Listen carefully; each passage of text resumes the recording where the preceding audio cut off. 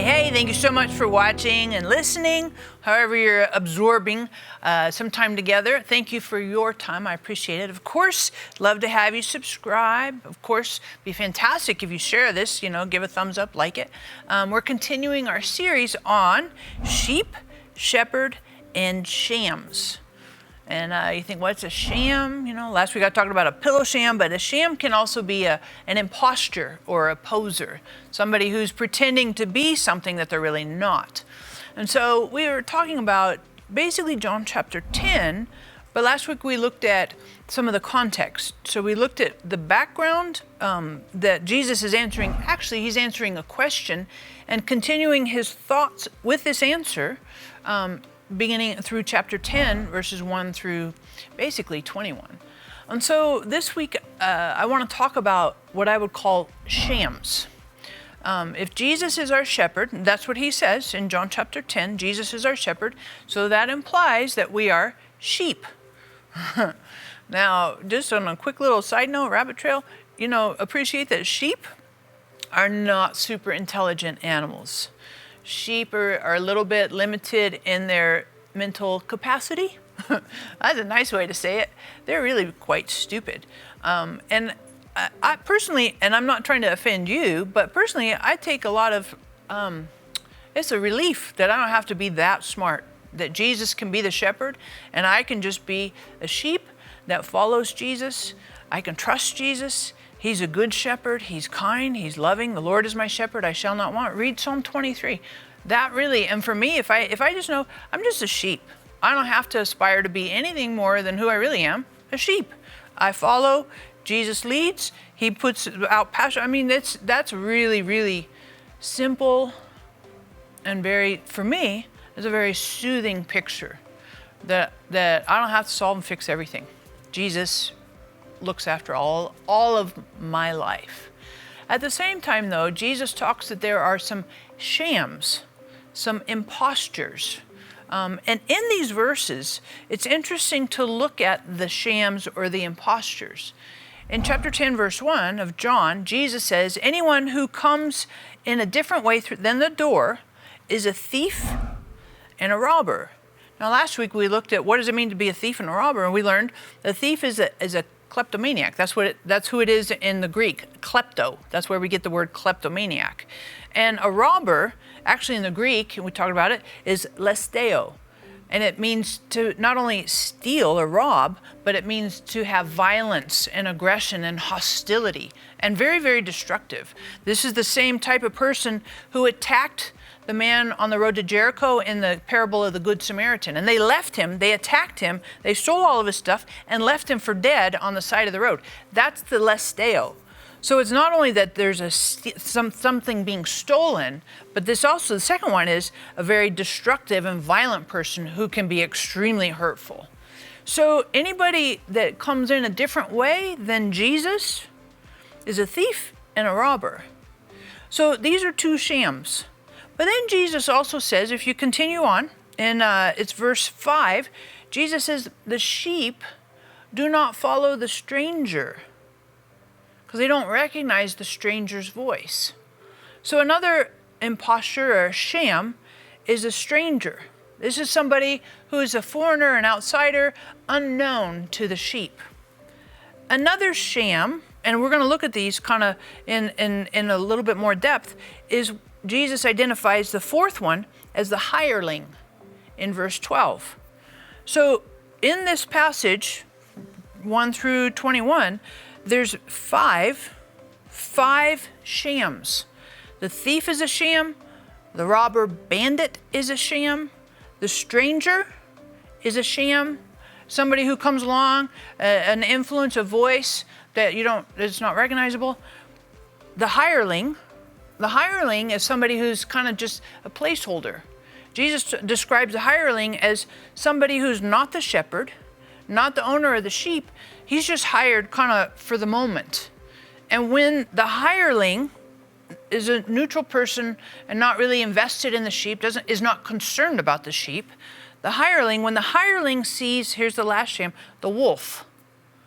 When the hireling sees the wolf coming, the hireling runs away. The wolf attacks the sheep, and scatters them. So there are 5 shams that Jesus identifies in this sheep-shepherd sham discourse. And all of these shams are not going to be helpful to the sheep. In fact, if you think about it, the thief is going to hurt the sheep. The bandit or the robber is going to hurt the sheep.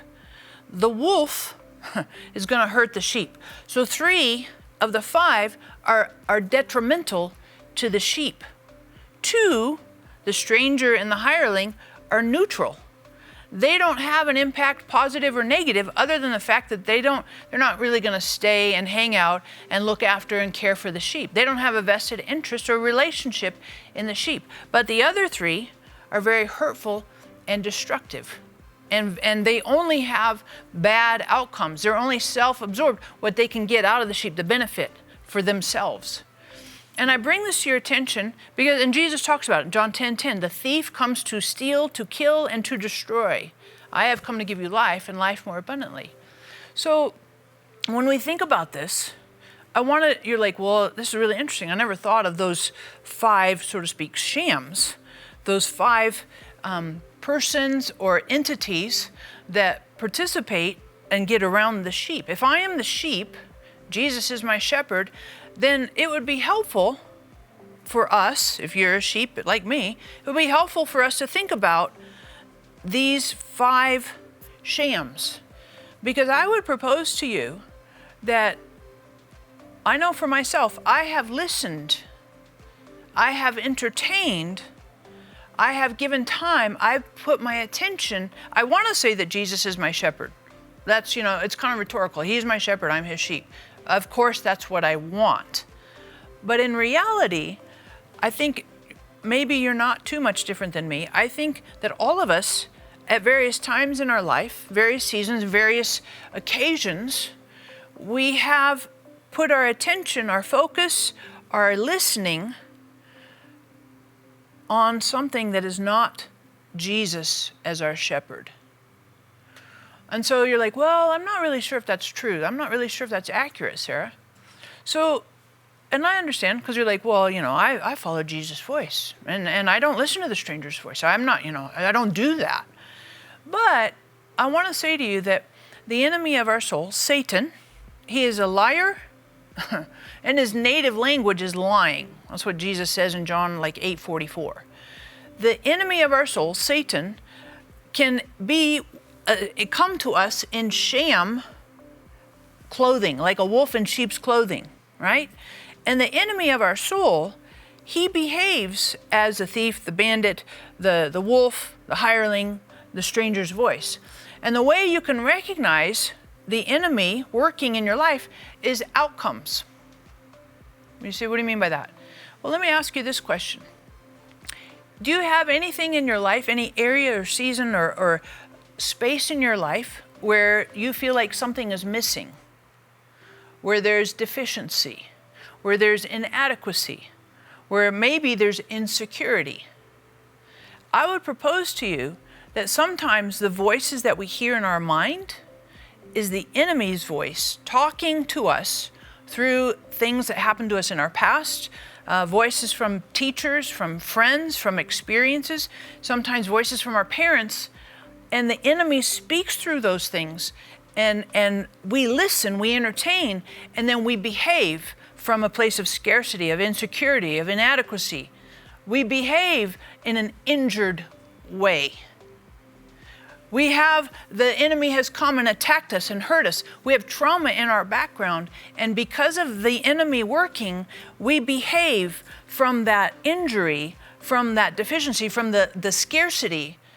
And we don't really recognize that we have missed the shepherd's voice, because the bandit, the thief, the wolf, the stranger is a neutral voice, or the hireling, they have been influencing. We have given our attention and our focus and our hearing to some of these voices that should be on mute, rather than accentuating and keeping our attention and our focus and our passion 100% scoped on Jesus. So as you think about that, But I think there's some really interesting things for you to consider. And I'm going to give you a pause here because I think you could probably have some reflection to consider what could be some of those voices and influences that might not be Jesus, my shepherd. I think it's really important for us to think about that and take some pause and to reflect.